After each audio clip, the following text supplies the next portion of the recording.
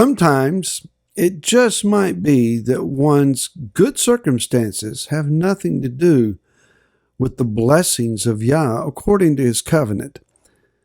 This Barry Phillips with 10-minute Torah, day number 4 of the Torah portion, Tavo. Let's go to chapter 28. Yes, chapter 28. Never read Deuteronomy 28, the chapter of the blessings of Yah. Well, it's actually more about the curse, but we'll start with the blessing. Verse 1 says, "And it shall be, if you diligently obey the voice of Yahweh your Elohim to guard to do all his commands, which I command you today, that Yahweh your Elohim shall set you high above all the nations of the earth. And all these blessings shall come upon you and overtake you, if you obey the voice of Yahweh your Elohim," hearing his voice. So again, and it's been pointed out numerous times by numerous people, the blessings that are contained here, and they are substantial, it's conditional. They are conditional based upon the key word if. If you diligently obey the voice of Yah. Now, that phrase, diligently obey, I have Rashi's commentary here with the Hebrew in it, and that verse begins in Hebrew, V'haya am shemoah teshema. What does that mean? Basically, it comes down to the phrase, listening, you are listening. If by listening, you're listening. In other words, we need to be hearing what we're listening to and obeying what we're hearing to do. The idea is that the voice of Yah is speaking these commands to us. We read them on the page, and they come into our spirit through the eye gate, through the visual recognition of the words. But it is in the process of hearing these words, whether you say them as you read them and your ears hear them audibly, or whether your spirit hears them as you read them on the inside and you're announcing them to yourself, the voice of Yah is speaking to us and trying to help us to understand, these are the things I want for you. This is the good that I intend and desire to do for you. And again, it's conditional. If you are willing to listen to me and obey me. And the JPS Torah commentary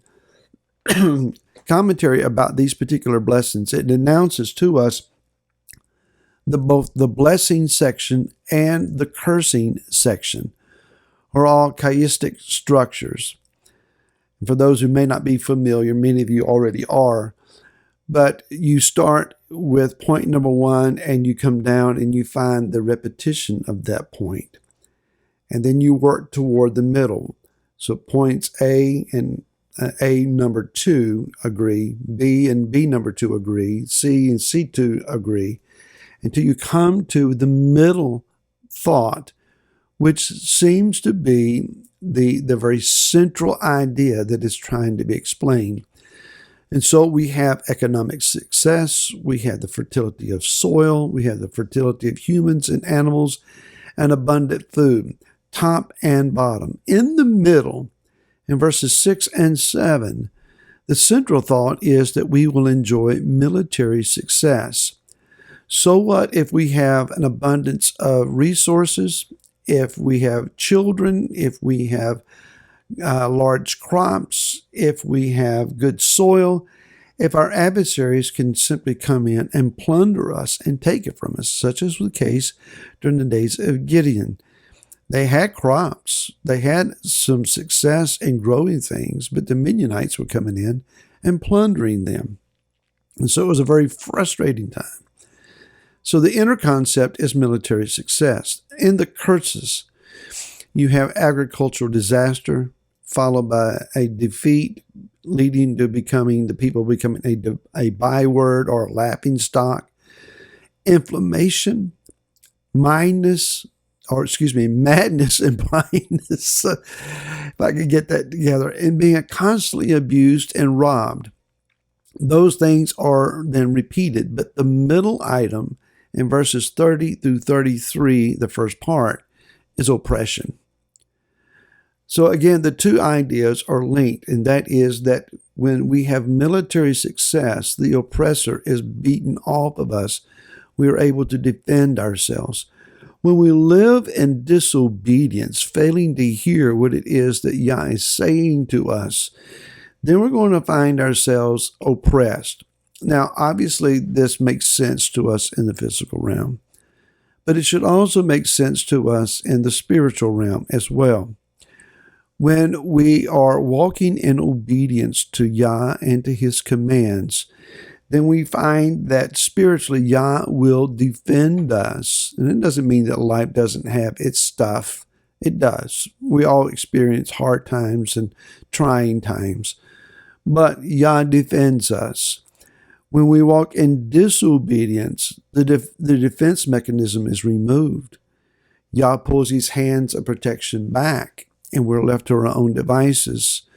The result is that we are oppressed by ourselves, by those around us, and by those who hate us. Oppression just becomes a part of our life.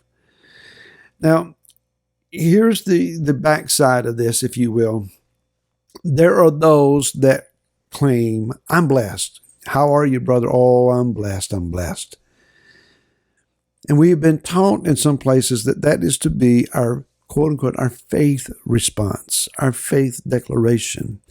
You never admit to any hardship. You never admit that you're sick or that you're suffering financial defeat. It's always, I'm blessed, I'm blessed, I'm blessed.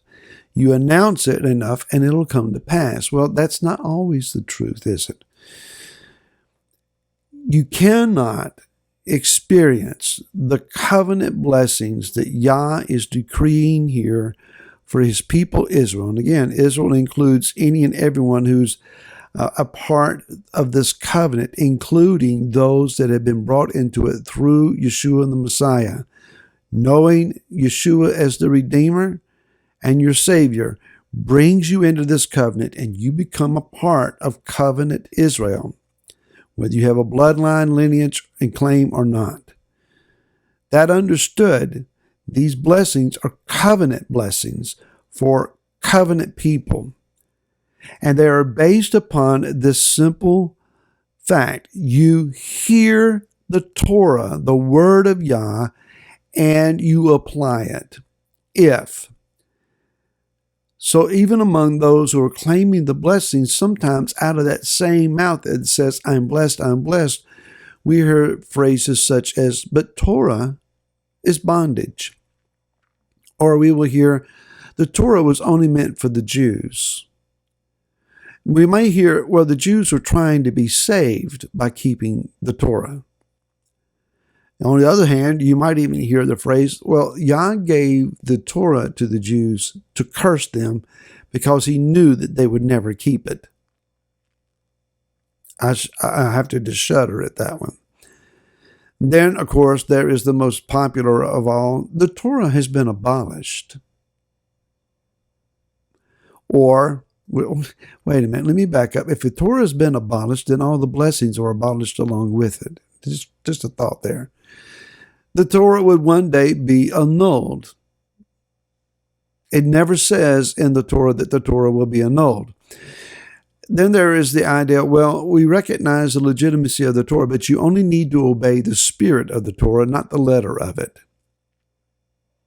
Because one day, the letter of the Torah will be done away with. How about the idea, the Torah only brought death to those who tried to keep it?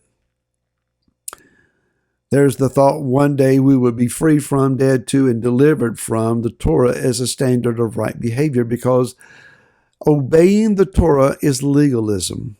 And then finally, Messiah fulfilled the Torah, therefore it's no longer necessary to obey it.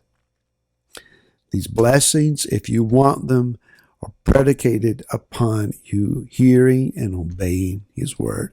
Listen and be blessed. And we'll see you tomorrow. To then, shalom.